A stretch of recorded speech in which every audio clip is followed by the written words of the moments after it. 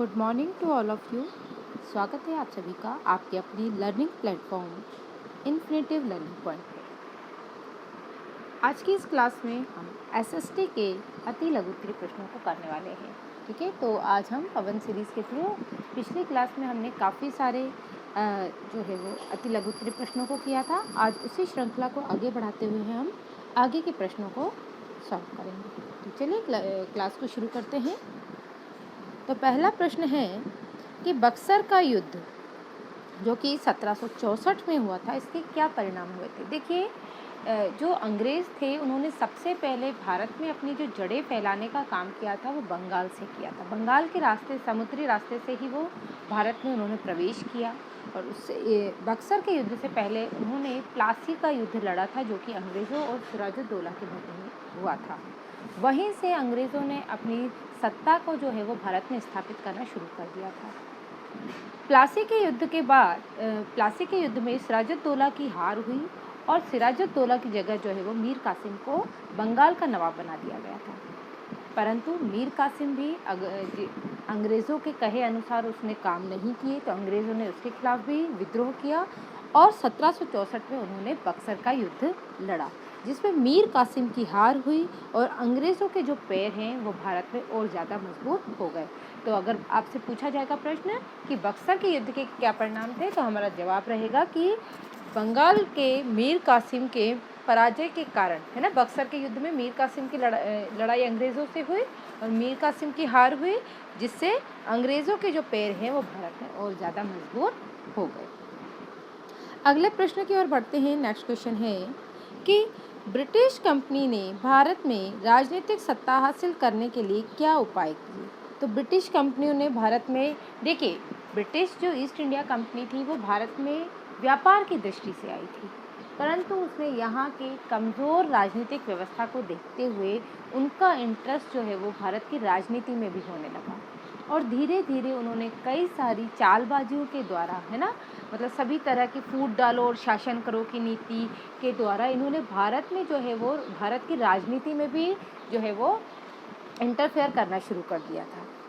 तो British company ने भारत की राजनीतिक सत्ता को हासिल करने के लिए अंग्रेज़ों ने जो है वो राजाओं और नवाबों के बीच जो है वो कुचक्र और फूट डालना प्रारंभ किया। जैसे कि मैंने अभी आपको बताया कि अंग्रेज़ों का भारत पे 300 वर्ष तक राज करना जो है वो सिर्फ और सिर्फ हमारी कमज़ोर मानसिकता के कारण ही हुआ। उन्होंने भारत के राजाओं के मध्य फूट डालो और शासन करो की नीति के द्वारा जो है वो उन्होंने भारत की राजनीति को भी हथिया लिया।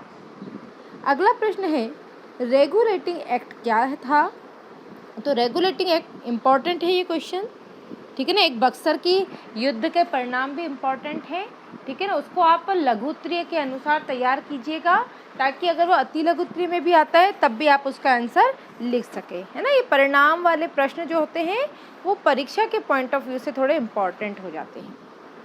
बात करें हम रेगुलेटिंग एक्ट की, तो ब्रिटिश सरकार ने भारत में कंपनियों के कार्यों पर नज़र रखने के लिए 1773 में एक एक्ट बनाया जिसे कि हम रेगुलेटिंग एक्ट के नाम से जानते हैं। तो रेगुलेटिंग एक्ट का, रेगुलेटिंग का मतलब क्या होता है, रेगुलेट करना मतलब क्या होता है, संचालित करना, है ना। रेगुलेट करना मतलब क्या होता है, संचालित करना। तो ब्रिटिश सरकार, आप जानते हैं कि उसने भारत के, न केवल भारत में व्यापारिक स्थिति में, है ना, व्यापार के क्षेत्र में, बल्कि राजनीतिक क्षेत्र में भी जो है वो अपना अधिकार स्थापित कर चुकी थी।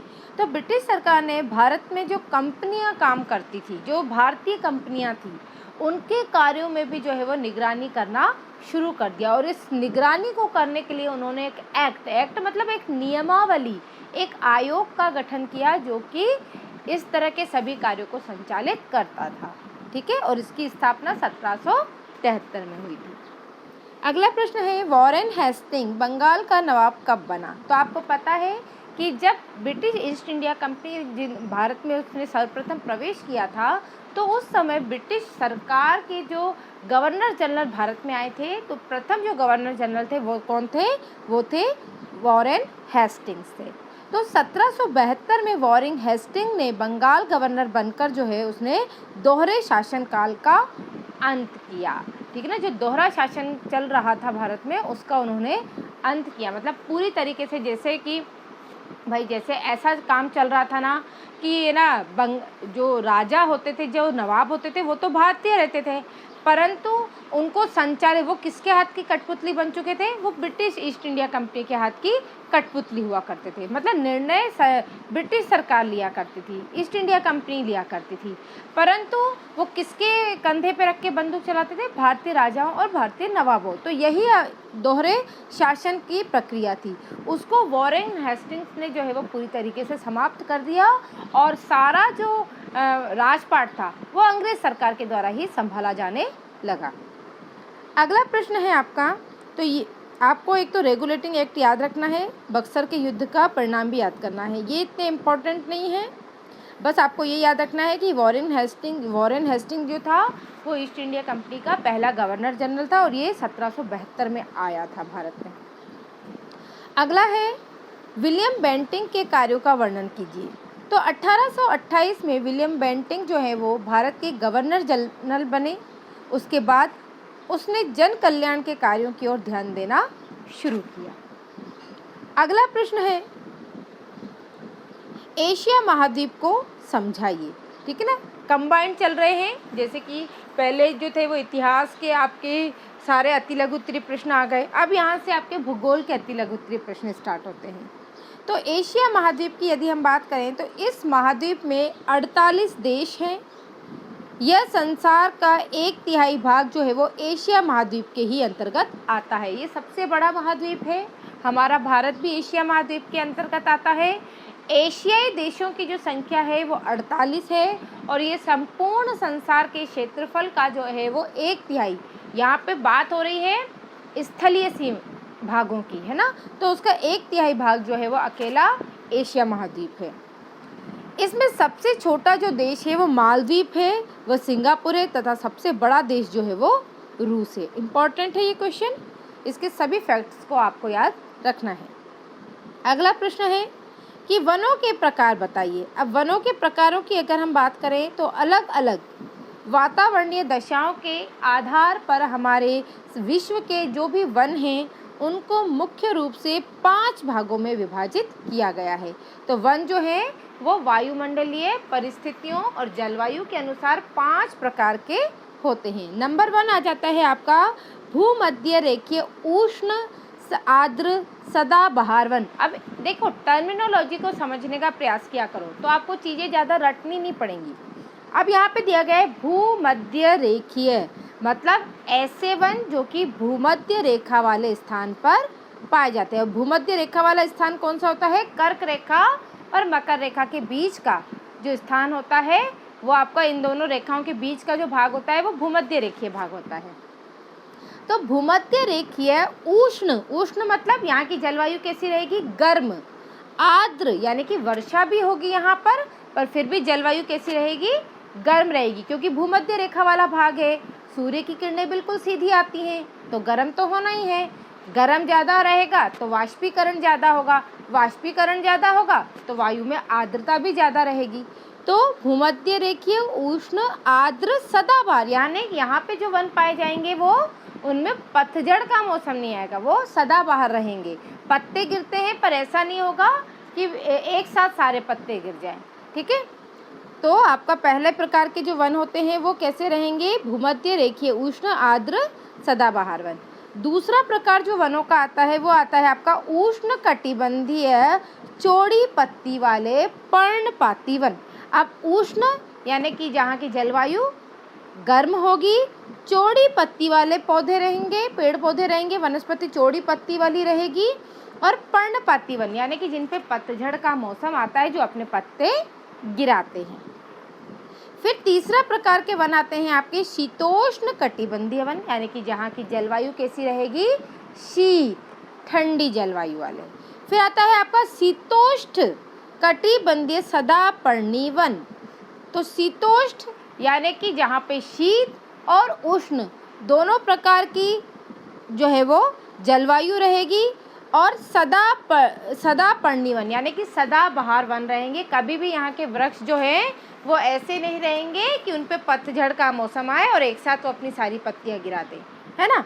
फिर आता है आपका शीत कटिबंधीय शंकुल सदापर्णी वन, यानी कि जहाँ की जलवायु अति शीत होगी और यहाँ पे शंकुधारी वन पाए जाएंगे, है ना। इस तरीके के आपने देखा होगा शंकुधारी वन पाए जाएंगे, जिनकी पत्तियाँ ऐसी नुकीली होती हैं और पेड़ जो होते हैं वो शंकु के आकार के होते हैं। सदापर्णी यानी कि इनके पत्तों पर जो है, इन पर कभी भी जो है वो पतझड़ का मौसम नहीं आएगा। ये एक एक करके अपनी पत्तियों को गिरा देते हैं और फिर नई पत्तियां उनकी जगह आ जाती है, एक साथ अपनी पत्तियों को नहीं गिराते। तो इस प्रकार से 5 प्रकार के वन होते हैं। इम्पॉर्टेंट है ये क्वेश्चन, याद रखिएगा। अगला प्रश्न है, कंगारू को देश किसे कहा जाता है? तो आप सभी जानते हैं, क्रिकेट सभी देखते हैं, है ना। तो वहाँ से भी हमें पता है कि कंगारू जो है वो कहाँ के हैं? ऑस्ट्रेलिया के। चलिए अगला प्रश्न है, विश्वविख्यात पिरामिड कहाँ स्थित हैं? तो मिस्र के पिरामिड सभी जानते हैं, है ना। मिस्र में पाई जाने वाली नील नदी संसार की सबसे लंबी नदी है। तो यहाँ सबसे लंबी नदी की बात हो तो नील नदी, और प्रवाह क्षेत्र की दृष्टि से, अपवाह क्षेत्र की दृष्टि से कहा जाए तो अमेज़न आ जाती है। ठीक है, आगे बात करते हैं, यूरेशिया से आप क्या समझते हैं? अब देखिए, यूरेशिया शब्द जो है वो 2 शब्दों से मिलकर बना है, यूरोप प्लस एशिया से। तो यूरोप तथा एशिया को मिलाकर ही कंबाइंडली हम क्या कहते हैं? यूरेशिया कहते हैं। अगला प्रश्न है, विश्व की सबसे ऊंची चोटी कौन सी है? तो विश्व की सबसे ऊंची चोटी जो है वो आपकी माउंट एवरेस्ट, यानी हिमालय की माउंट एवरेस्ट की जो चोटी है वो विश्व की सबसे ऊंची चोटी है। और ये इसका जो लंबाई है वो 8,850 मीटर है। कहीं कहीं 8,848 भी दिखता है आपको, पर ऐसा मतलब अनुमान है कि धीरे धीरे जो माउंट एवरेस्ट है उसकी हाइट हर साल कुछ ना कुछ इंक्रीज़ हो रही है। ठीक है, चलिए आगे चलते हैं। विश्व की सबसे बड़ी जो प्रवाल भित्ति है वो कहाँ स्थित है? तो प्रशांत महासागर में, है ना। प से प्रवाल, प से प्रशांत याद रखिएगा तो आपको याद रहेगा। अगला है कि भारतीय जलवायु को किस नाम से जाना जाता है? तो भारतीय जलवायु को उष्णकटिबंधीय मानसूनी जलवायु के नाम से जाना जाता है। इम्पॉर्टेंट है, इन्हें याद रखिएगा। चलिए आगे चलते हैं नेक्स्ट क्वेश्चन पर।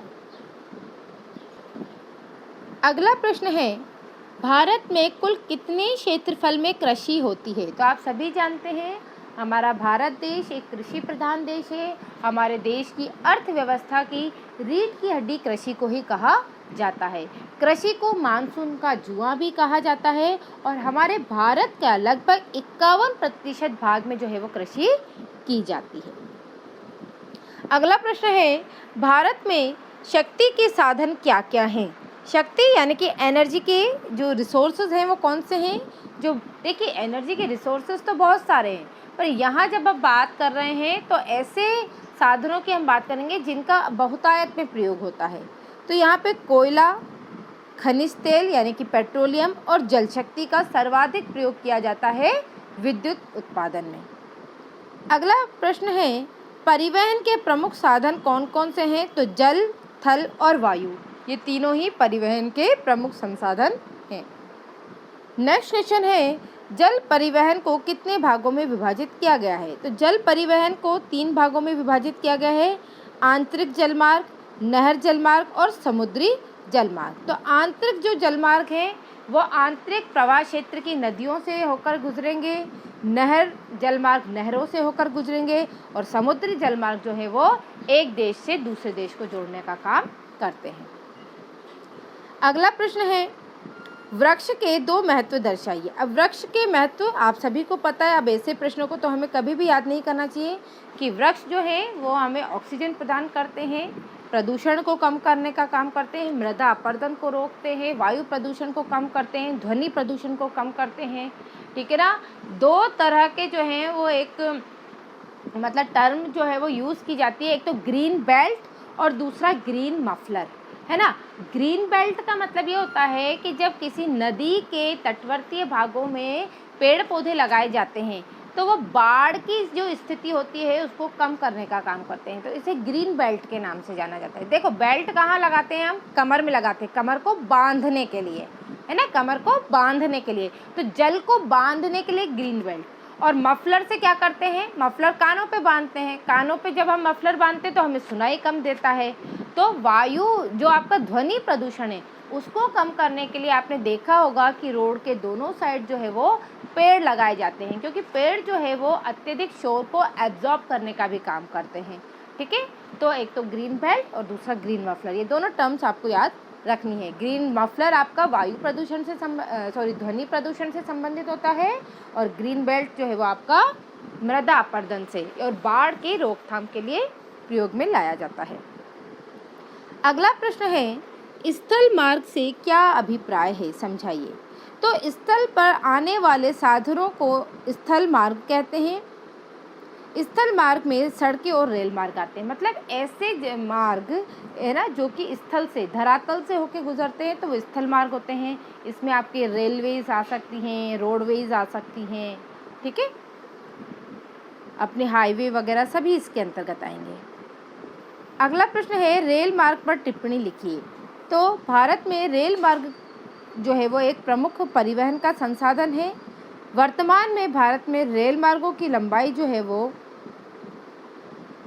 63,974 किलोमीटर है। ठीक है, तो ये एक टिप्पणी है। अगला प्रश्न है कि जल मार्ग से आप क्या अभिप्राय। तो ऐसे मार्ग जो कि जल से होकर गुजरते हो तो वो जल मार्ग कहलाएंगे। नेक्स्ट क्वेश्चन है, भारत में राष्ट्रीय जल मार्ग कौन कौन से हैं। तो ये तो आपको याद रखने पड़ेंगे, ठीक है ना, ये ऐसे प्रश्न आ सकते हैं एग्जाम में। तो पहला है आपका गंगा नदी पर इलाहाबाद व हल्दिया के बीच 1620 किलोमीटर। फिर ब्रह्मपुत्र नदी पर सदिया के से धुबरी के बीच जो है वो 891 किलोमीटर। और केरल से कोलम और कोट्टापुरम खंड जो है वो लगभग 205 किलोमीटर। तो ये 3 प्रमुख जो हैं वो राष्ट्रीय जल मार्ग हैं। ठीक है, अगला प्रश्न है, समुद्री मार्ग से क्या तात्पर्य है। तो समुद्री मार्ग ऐसे जल मार्ग होते हैं जो कि समुद्र से होकर गुजरते हैं।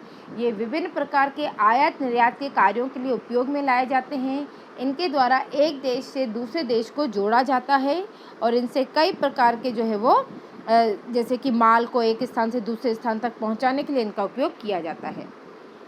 भारत का लगभग 95% जो व्यापार है वो समुद्री मार्गों से ही होता है। अगला प्रश्न है, बंदरगाह या फिर जिन्हें पत्तन भी कहा जाता है, पत्तन किसे कहते हैं या बंदरगाह किसे कहते हैं, एक ही बात होती है दोनों। तो समुद्र का कटा फटा सुरक्षित स्थान जहाँ पर पानी के जहाज आकर खड़े होते हैं, जहाँ पर यात्री माल उतारा व चढ़ाया जाता है, उन्हें हम क्या कहते हैं, बंदरगाह या पत्तन कहते हैं। ठीक है, नेक्स्ट क्वेश्चन है, कृषि से आपका क्या अभिप्राय है, समझाइए। तो कृषि से तात्पर्य केवल खेती या फसलों को उत्पन्न करना नहीं होता है, बल्कि पशुपालन, मुर्गी पालन, मधुमक्खी पालन, रेशम कीट पालन, बागवानी तथा मत्स्य पालन, ये सभी आपके कृषि के ही अंतर्गत आते हैं। अगले प्रश्न पर बढ़ते हैं। नेक्स्ट क्वेश्चन है आपका, खाद्यान्न फसलें कौन कौन सी हैं। तो यहाँ पे आपको प्रमुख खाद्यान्न फसलों के नाम लिखने हैं। तो गेहूँ, चावल, जौ, चना, मटर, दालें, ज्वार, बाजरा, ये सभी क्या है, ये सभी खाद्यान्न फसलों के अंतर्गत आती हैं। अब इसमें अनाज वाली फसलें अलग होती हैं, दलहनी अलग होती हैं, पर यहाँ पे चूँकि खाद्यान्न फसलों की बात हो रही है जिनको हम हमारे दैनिक जीवन में भोजन के रूप में ग्रहण करते हैं, तो यहाँ पे आपको अनाज वाली फसलें और दलहनी फसलें सभी को ये नाम आप लिख सकते हैं। ठीक है, अगला प्रश्न है, नकदी फसलें कौन सी हैं। नकदी फसलें जिसे जो है वो डायरेक्ट मार्केट में बेचकर जो है वो धन प्राप्त किया जा सकता है। तो इसमें आपका गन्ना आ जाता है, कपास, जूट, तिलहन, तंबाकू, औषधि पौधे, ये सभी नकदी फसलों के अंतर्गत आते हैं। नेक्स्ट क्वेश्चन है, पेय एवं बागवानी फसलें कौन सी हैं, मतलब ऐसी जो पीने के लिए है ना, जिनका उपयोग पेय पदार्थों को बनाने के लिए किया जाता है। तो इसमें आपके चाय, कहवा, रबड़, है ना। बागवानी मतलब रबड़ के बाग लगाए जा सकते हैं, गरम मसालों के भी बाग लगाए जा सकते हैं। ये सभी जो हैं वो प्रमुख बागवानी फसलें। यहाँ पे आप चाय और कहवा के साथ कॉफ़ी भी लिख सकते हैं। ठीक है, अगला प्रश्न है रबी की फसलों का वर्णन कीजिए। तो अगर हम समय की बात करें तो सर्दी के प्रारंभ में इनकी बुआई की जाती है और ग्रीष्म काल में इनकी कटाई की जाती है। और रबी की फसलों में मुख्य रूप से गेहूँ, चना, जौ, मटर, सरसों, अलसी और राई ये सभी आती हैं। खरीफ की फसलों की बात करें तो वर्षा की ऋतु के प्रारंभ में जो है वो इनकी बुआई की जाती है और शीत ऋतु में इनकी कटाई की जाती है। प्रमुख फसलें जो हैं वो आपकी खरीफ की फसलों में धान, मक्का, ज्वार, मूंग, जूट और मूंगफली आते हैं। अगला प्रश्न है जायद की फसलों का वर्णन कीजिए। तो जायद की फसलें जो हैं ये मार्च और अप्रैल में इनकी बुआई की जाती है, जैसे कि तरबूज, खरबूजा, ककड़ी और सब्जियां, ये सभी जायद की फसलों के अंतर्गत आती हैं। अगला प्रश्न है आर्थिक विकास में खनिज पदार्थों के कोई 5 महत्वपूर्ण तथ्यों का वर्णन कीजिए। तो आर्थिक अगर हम विकास की बात करें तो आर्थिक विकास में जो खनिज पदार्थ हैं वो किस प्रकार से अपनी जो है वो भूमिका का निर्वहन करते हैं। तो समस्त उद्योग धंधों के लिए आधार है। देखिए जितने भी खनिज जो खदानों से प्राप्त किए जाते हैं ये अधिकांशतः जो आपके उद्योग धंधे हैं उनके लिए कच्चे पदार्थ के रूप में यूज़ किए जाते हैं। जैसे आपको पता है कि कोयला हो गया है ना, ये सभी आपको अयस्कों के फॉर्म में मिलते हैं, पर लोहा उद्योग में जो है वो लोह अयस्क का उपयोग जो है वो कच्चे माल के रूप में किया जाता है। तो खनिज पदार्थ जो है वो हमारे उद्योग धंधों के आधार हैं।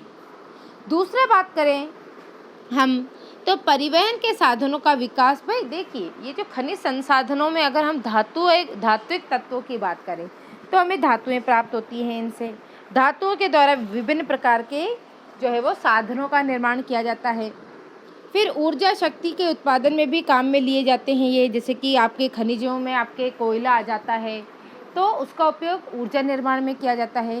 देश की सुरक्षा में योगदान प्रदान करते हैं। बहुत सारे ऐसे खनिज जो हैं जिनसे कि एटॉमिक एनर्जी रिलीज़ की जा सकती है, उत्पादित की जा सकती है। एटम बम बनाने में, विभिन्न प्रकार की मिसाइल्स में या फिर रॉकेट वगैरह लॉन्चिंग में जो फ्यूल के रूप में जो उपयोग में लाए जाते हैं। तो ये सारे खनिज ये खनिजों से ही तो प्राप्त किए जाते हैं।